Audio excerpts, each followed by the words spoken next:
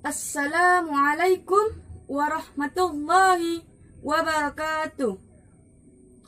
Alhamdulillahilladzi an'amna bi ni'matil imani wal islam.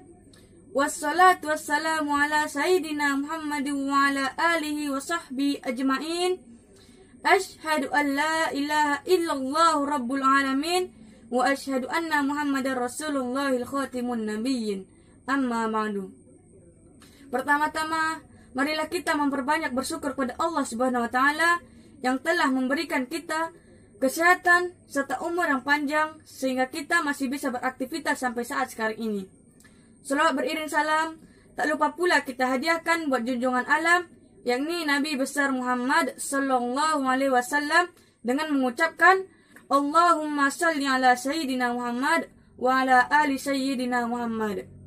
Baiklah, tidak memperpanjang mukadimah, pada kesempatan kali ini saya akan berpidato dengan judul Orang yang berjihad di jalan Allah dengan segenap jiwa dan hartanya. Imam Al-Bukhari radhiyallahu anhu meriwayatkan dari Abu Al-Yaman, dari Shu'aib, dari Az-Zuhri, dari Atta bin Yazid Al-Laythi, dari Abu Sa'id Al-Khudri radhiyallahu anhu, bahwasanya seseorang bertanya pada Rasulullah, "Wahai Rasulullah, amalan apakah yang paling utama?" Rasulullah bersabda, "Orang yang beriman kepada Allah serta orang yang beriman pada Rasulnya, dan juga orang yang berjihad di jalan Allah dengan segenap jiwa dan hartanya." Kemudian apalagi ya Rasulullah? Orang yang sedang berada di sebuah lembah karena takut kepada Allah dan menjauhi kejahatan manusia. Tidak diragukan lagi bahwa berjihad di jalan Allah dengan segenap jiwa dan harta merupakan salah satu amalan yang termulia dan nilai keutamaannya sangat tinggi. Karena berjihadlah agama Islam dapat berdiri tegak, kokoh, berkembang, tersebar, dan sampai kepada kita saat ini. Dengan jihad pula, agama Islam disegani oleh para musuh-musuhnya.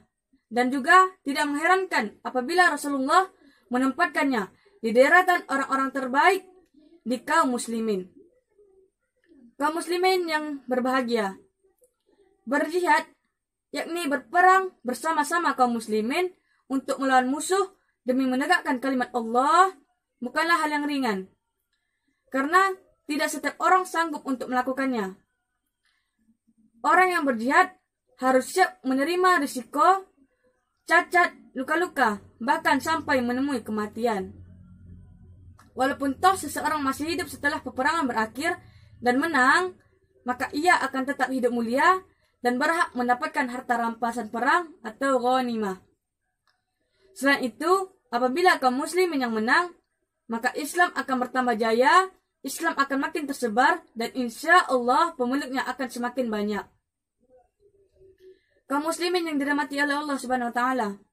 Kenapa yang disebutkan dalam hadis tersebut adalah orang yang berjihad dengan harta dan jiwanya?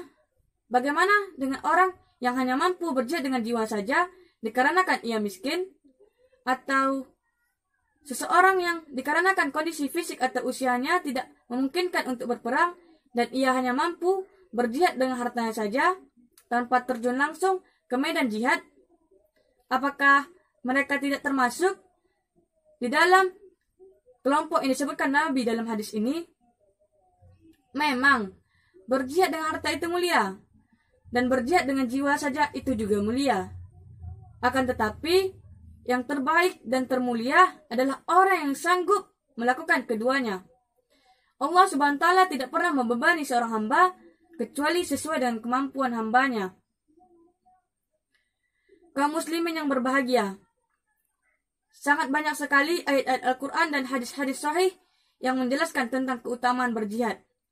Di antara keutamaannya tersebut yaitu, yang pertama, Allah janjikan kepadanya surga. Allah Subhanahu wa taala berfirman dalam Quran surah At-Taubah ayat 111 yang berbunyi, A'udzu billahi minasyaitonir rajim. Bismillahirrahmanirrahim.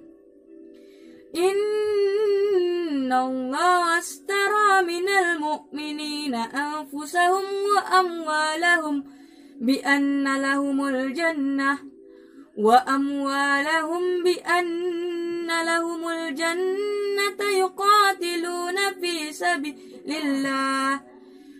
sabilillahi fayaqtaluna wa yaqtaluna wa'dan alaihi haqqan fit Taurah wal Injil wal Quran. Sesungguhnya Allah telah membeli jiwa dan harta orang-orang mukmin dengan balasan surga kepada mereka. Mereka membunuh atau terbunuh, maka itulah janji yang benar dari Allah dalam Taurat, Injil, dan Al-Quran. Yang kedua, Allah ampuni dosa-dosanya. Allah Ta'ala berfirman, "Hai orang-orang yang beriman, maukah kalian aku tunjukkan suatu perniagaan yang dapat menyelamatkan kalian dari azab yang pedih? Yaitu, berimanlah kepada Allah dan Rasulnya, serta berjihadlah dengan harta dan jiwa kalian. Itu lebih baik jika kalian mengetahuinya. Niscaya Allah akan memasukkan kalian ke dalam surga yang mengalir di bawahnya sungai-sungai, dan Allah akan memasukkan kalian ke tempat tinggal di dalam surga. Sesungguhnya itu adalah keberuntungan yang besar." Quran Surah As-Saff ayat 10 sampai ke 13. Yang ketiga, Allah haramkan baginya neraka. Rasulullah SAW bersabda, "Barang siapa yang kakinya terkena kotoran debu di jalan Allah, maka Allah akan mengharamkannya dari neraka." Yang keempat, lebih baik daripada seisi dunia. Rasulullah bersabda, "Sesungguhnya sehari atau semalam di jalan Allah itu lebih baik dan itu lebih mulia daripada dunia dan seisinya." Yang kelima, keutamaan yang kelima adalah puncak tertinggi dalam Islam. Rasulullah SAW bersabda, "Perkara yang paling utama adalah Islam, tiangnya adalah salat, dan puncak tertingginya adalah jihad." Wallahu a'lam bishawab. Dan kita sebagai pemuda Islam yang berakidahkan Ahlussunnah wal Jamaah, yang meyakini Allah ada tanpa tempat, Allah ada tanpa arah, marilah kita sebarkan akidah Ahlussunnah ini, karena akidah ini adalah akidah Rasulullah, akidah umat Islam, karena kita adalah pemuda Islam. Subhanal yaumil rijalul ghadi. Pemuda-pemuda sekarang adalah generasi yang akan datang. Kalau ada sumber di ladang, bolehlah kita menumpang mandi. Kalau ada umur yang panjang, bolehlah kita berjumpa lagi. Burung irian, burung cendrawasih. Cukup sekian dan terima kasih. Wassalamualaikum warahmatullahi wabarakatuh.